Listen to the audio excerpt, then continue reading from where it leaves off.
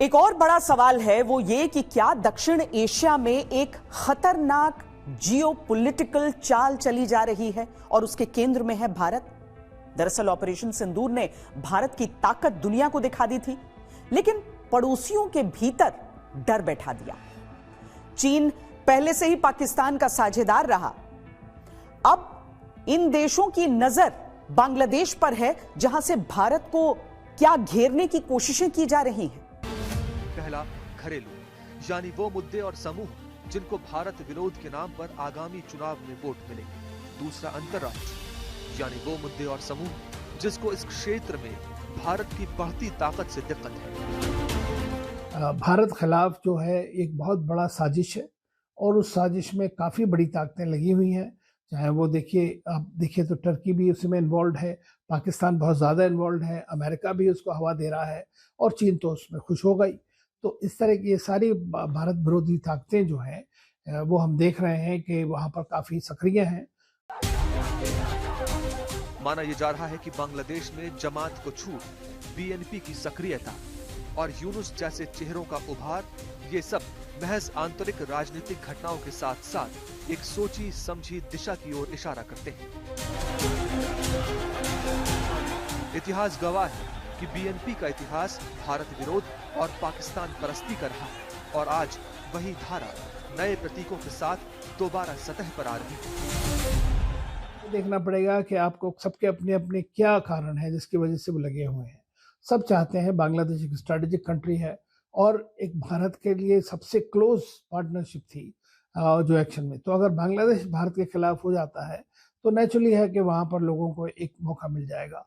भारत के लिए सबसे बड़ी बात है कि हमारे जो ये ईस्टर्न फ्रंट के ऊपर में भी काफ़ी एक तरह की सिक्योरिटी की सिचुएशन हो जाएगी।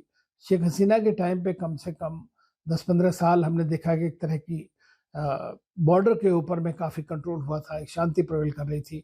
सिक्योरिटी कंसर्न्स को उन्होंने एड्रेस किया और यही भारत चाहता भी है। जानकार बताते हैं कि यूनुस को लोकतांत्रिक चेहरा बताकर पेश किया गया, लेकिन जमीनी सच्चाई ये है कि इस नैरेटिव के पीछे भारत के हितों को कमजोर करने वाली ताकतें खड़ी हैं। जो भी बांग्लादेश में हो रहा है इसके पीछे कहीं ना कहीं अमेरिका की डीप स्टेट इन्वॉल्व थी, क्योंकि जो शेख हसीना थी वो 15 साल का जो उसका रूल था उसको गोल्डन पीरियड माना जाता है, मगर उसकी गवर्नमेंट को जो गिराने में एक प्रकार से अमेरिका की डीप स्टेट का हाथ। बांग्लादेश में एक तबका ऐसे लोगों का भी है जो मानते हैं कि जमात इस्लामी बांग्लादेश के नाम पर जिन तत्वों को जगह दे रही है वो पाकिस्तान और आईएसआई से संचालित एजेंडे के लिए जमीन तैयार कर रहे हैं। नहीं है यहाँ पर जंगीबाद कम्प्लीटली बढ़ जाए।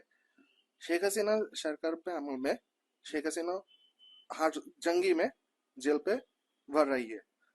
After 5 August all the Jungis, Yunus Sarkar, removed from the jail.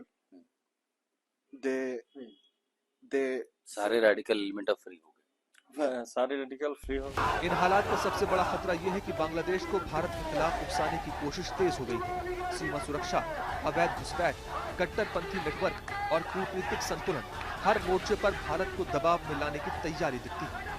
Pakistan की रणनीति हमेशा से रही है कि भारत के पड़ोस को अस्थिर रखा जाए और आज बांग्लादेश उसी प्रयोगशाला में बदलता दिख रहा है। कहीं ना कहीं ऐसा भी लगता है कि ये मोहम्मद यूनुस से इसकी सोची समझी साजिश है। ये शायद इलेक्शन नहीं कराना चाहता। जिस प्रकार से ओस्मान हाडी को मारा गया या दीपू दास को मारा गया, इससे ये लगता है कि अगर वहां पर वायलेंस बढ़ता है तो ये यूनुस गवर्नमेंट के लिए फायदेमंद है, क्योंकि वो दिखा सकते हैं कि लॉ एंड ऑर्डर की सिचुएशन ठीक नहीं है और वो इलेक्शन को पोस्टपोन कर सकते हैं। पूर्व प्रधानमंत्री शेख हसीना की सत्ता से विदाई के बाद बांग्लादेश राजनीतिक और आर्थिक अस्थिरता से गुजर रहा है। इस हालात का फायदा चीन ने तेजी से उठाया। बांग्लादेश पर चीन का कर्ज $6 अरब से ज्यादा का बताया जा रहा है। पदम पुल, पायरा पोर्ट, पावर प्लांट सब चीन की BRI परियोजनाएं हैं। कर्ज की शर्तें भले ही आसान की गई हों, लेकिन पकड़ और मजबूत हो गई है। पाकिस्तान के joint of chief staff committee के चेयरमैन, नौसेना प्रमुख और यहां तक कि ISI प्रमुख लेफ्टिनेंट जनरल आसिम बांग्लादेश तक का दौरा कर चुके हैं।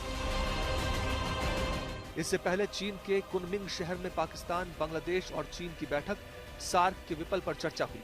वही सार्क जिसमें भारत की अहम भूमिका रही है और जो 2016 के बाद से ठप पड़ा है। जियोपॉलिटिकल विशेषज्ञ मानते हैं कि बांग्लादेश की उथल-पुथल में अमेरिका और CIA का भी योगदान है।